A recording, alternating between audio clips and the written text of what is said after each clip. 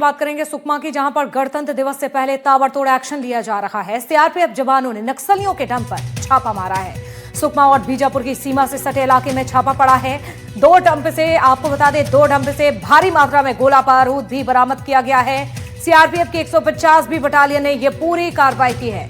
सुकमा से इस वक्त की बड़ी खबर आपको बता रहे हैं। तो देखिए, गणतंत्र दिवस से पहले लगातार एक्शन लिए जा रहे हैं और एक और बड़ा एक्शन तस्वीरें आपको दिखा रहे हैं। सीआरपीएफ जवानों ने नक्सलियों के डंप पर यह छापा मारा है और कई सामग्री को यहां पर अपने कब्जे में ले लिया है। जिस तरह से तमाम हथियारों का इस्तेमाल नक्सलियों की ओर से किया जाता था, इसके साथ ही दैनिक जो उपयोगी सामान है उसको भी कहीं ना कहीं जब्त कर लिया है। तो ये तस्वीरें आपको दिखा रहे हैं।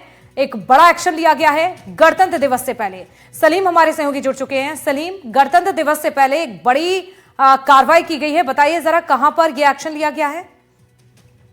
गणतंत्र दिवस से पहले सुरक्षा बलों को एक बड़ी सफलता मिली है और ये जो सफलता मिली है, पालामड़गु का यह इलाका है जो बीजापुर और सुकमा के सरहदी इलाकों पर स्थापित है।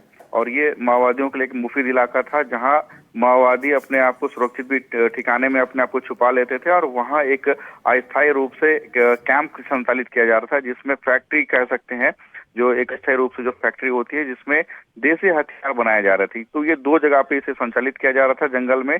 और जैसे ही स्पेसिफिक इनपुट सुरक्षा बलों को मिली और सुरक्षा बलों ने इस पे एक बड़ा ऑपरेशन लॉन्च किया। सीआरपीएफ 150वीं बटालियन के अलग अलग टुकड़ियों को उस इलाके में रवाना किया गया और जब मौके पर पहुंचे तो जवानों ने उस इलाके से लेथ मशीन और कई तरह के जो सरिये हैं जिसमें वो देसी बुलेट्स बनाने के लिए, देसी हथियार बनाने के इस्तेमाल करते हैं, और कई तरह की ऐसी सामग्रियां भी मिली है जिसे नक्सली हाल फिलहाल के दिनों में इसे इस्तेमाल करने वाले थे जवानों को नुकसान पहुंचाने के लिए। और गणतंत्र दिवस से पहले ये बड़ी सफलता के रूप में इसे देखा जा रहा है, क्योंकि अंदरूनी इलाके आज भी नक्सलियों के जो प्रभाव वाले इलाके हैं वहां नक्सली किसी तरह की घटना को अंजाम देने के फिराक में रहे हैं। तो इसे जवानों ने एक नेस्तनाबूद कर दिया और एक बड़ा संदेश दिया है कि अभी भी जहां काले झंडे फहराए जाते थे लंबे समय से माओवाद इलाकों में, वहां अब सुरक्षा बल के जवान आसानी से पहुंच रहे हैं। और इस इलाके में जहां नक्सलियों का दबदबा था, लेकिन अब समय के साथ देखिए जवानों की तैनाती यहां पर नजर आ रही है और ये अपने आप में बड़ी सफलता हो जाता है। चलिए, आपका जानकारी देने के लिए बहुत शुक्रिया सलीम। तो तस्वीरें आपको दिखा रहे हैं जिस तरह से यहां पर दो डंप से भारी मात्रा में गोला बारूद भी बरामद किए गए हैं। देखिए, ये तमाम वो सामग्री है जिसका इस्तेमाल किया जाता था नक्सलियों की ओर से जवानों को नुकसान पहुंचाने के लिए।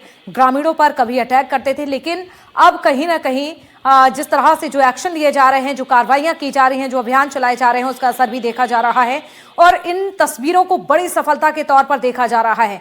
न केवल ये सामग्री है, बल्कि आपको बता दें ये हमारे जवानों की एक बड़ी सफलता है। और बड़ी बात यह है कि कल गणतंत्र दिवस है और उससे ठीक एक दिन पहले इस तरह से बड़ी कार्रवाई हुई है। तो कहीं ना कहीं नक्सलियों में भी जो डर है, डर का माहौल देखा जा रहा है। लेकिन अब यहां पर एक बड़ी सफलता के तौर पर इन तस्वीरों को देखा जा रहा है। और खबरदार से खबर है, शिक्षा विभाग में करोड़ों की अनियमितता सामने आई है। ऑडिट में 218 करोड़ रुपए की गड़बड़ी का खुलासा हो चुका है। बिना रिकॉर्ड के करोड़ों की राशि खर्च की गई। 2022 से 2025 तक 218 करोड़ रुपए खर्च किए गए। तो तत्कालीन बीईओ को जारी किया गया नोटिस। जवाब न मिलने पर की जाएगी सख्त कार्रवाई। बड़ी खबर आपको बता रहे हैं। तो देखिए, खर्च का कोई रिकॉर्ड ही नहीं है, करोड़ों की राशि गबन हो जाती है। 2022 से 2025 तक 218 करोड़ रुपए खर्च हुए। बड़ी खबर आपको बता रहे हैं, ऑडिट में 218 करोड़ रुपए की गड़बड़ी का खुलासा हो चुका है। शिक्षा विभाग में करोड़ों की अनियमितता हुई है। तो बिना रिकॉर्ड के करोड़ों की राशि खर्च की गई। 2022 से 2025 तक 218 करोड़ रुपए खर्च किए गए। तत्कालीन बीईओ को नोटिस भी जारी किया गया है और जवाब न मिलने पर अब सख्त कार्रवाई भी की जाएगी। तो खबरदार, शिक्षा विभाग में करोड़ों की अनियमितता का मामला। यहां 218 करोड़ रुपए की राशि खर्च कर दी गई। इसके साथ ही कोई रिकॉर्ड ही मेंटेन नहीं किया गया। करोड़ों की गड़बड़ी का खुलासा तब होता है जब ऑडिट हुआ। तो बताया जा रहा है कि 218 करोड़ रुपए की राशि 2022 से 2025 तक खर्च की गई, लेकिन इसका कोई भी हिसाब और दस्तावेज नहीं मिलने पर ना ही मेंटेन किया गया था। इस पूरे मामले में शिक्षा विभाग के आला अधिकारियों पर मिलीभगत का भी आरोप लग रहा है। तो शिक्षा विभाग ने तत्कालीन बीईओ को नोटिस जारी कर जवाब मांगा है। जवाब न मिलने पर आगे की कार्रवाई की जाएगी। रकम तो मैं अभी नहीं बता पाऊंगा, फाइल मंगवाना पड़ेगा, लेकिन ऑडिट हुआ है और ऑडिट में कुछ कमियां परिलक्षित हुई हैं।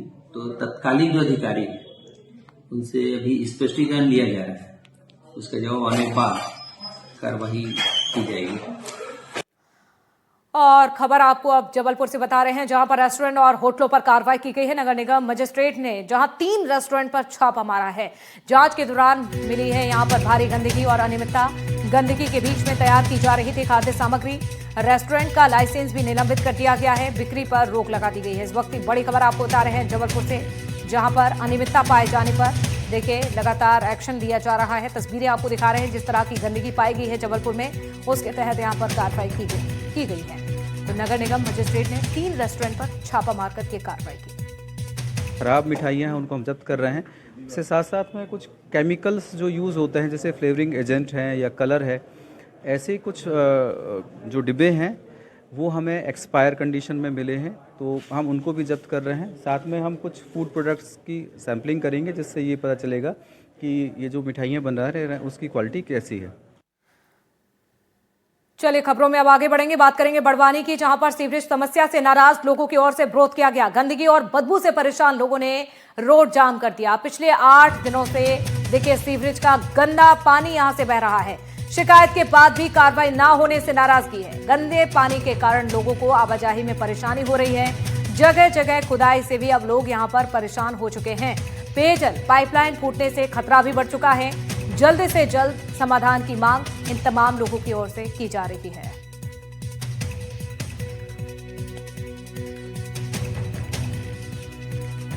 पूरा ड्रेनेज पानी आ रहा है रोड पे, 8 रोज से परेशान हो रहे हैं।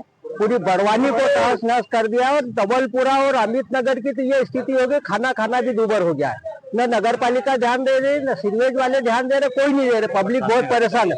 प्रशासन अधिकारी अभी तक नहीं आए, नगर पालिका सीएमओ नहीं आया, दूसरे भी नहीं कोई जाग के आए। एसआईआर पर कांग्रेस की शिकायत पर बोले हैं गृहमंत्री। गृहमंत्री का एक बयान सामने आया है। एसआईआर एक चरणबद्ध प्रक्रिया है, ये कहा है विजय शर्मा ने। डिप्टी सीएम ने ये कहा, एसआईआर मतदाता सूची में शुद्धिकरण का विषय है। लोकतंत्र की मजबूती के लिए एसआईआर जरूरी है। जिस तरह से एसआईआर का विरोध किया जा रहा है विपक्ष की ओर से, तो एसआईआर पर कांग्रेस की शिकायत पर अब गृहमंत्री ने अपना जवाब दिया है और इसे लेकर कहा है कि एसआईआर एक चरणबद्ध प्रक्रिया है। एसआईआर मतदाता सूची के शुद्धिकरण का विषय है। लोकतंत्र की मजबूती के लिए एसआईआर जरूरी है।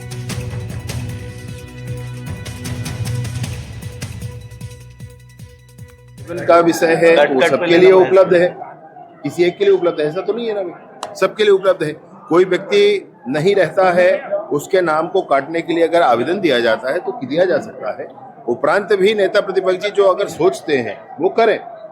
मेरा सिर्फ इसमें इतना ही है, एसआईआर मतदाता सूची के शुद्धिकरण का विषय है। उसका वैसा विरोध जो लोग कर जनता के बीच दिखाना चाहते हैं वैसा नहीं करना चाहिए। लोकतंत्र की मजबूती के लिए एसआईआर है, लोकतंत्र की कमजोरी के लिए नहीं है।